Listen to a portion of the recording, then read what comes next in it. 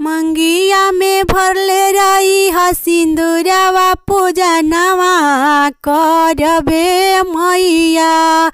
मंगिया में भरले रही ह सिंदूरवा पूजनवा करबे मैया।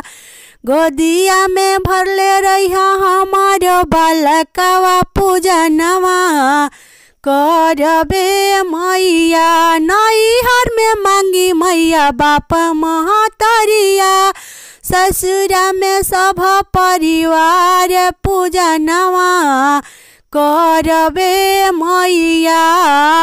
ससुरा में सब परिवार पूजनवा करबे मैया। अपना के मांगी मैया अवध सिंधरवा, जन्म जन्म हवात पूजनवा करबे मैया। गोदिया में मांगी मैया हमहु बालकवा, गोदिया में मांगी मैया हमहु बालकवा। पति जी के मांगी मैया रोजी रोजी गरवा, सजल रहे हमार सुहाग, सज रहे हमार सुहाग पूजनवा करबे मैया। सजल रहो हमार सुहाग पूजनवा करबे मैया।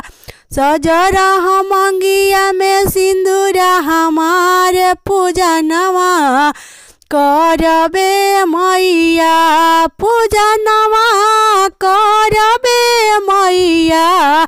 मंगिया में भरले रही सिंदूरा पूजनवा करबे मैया।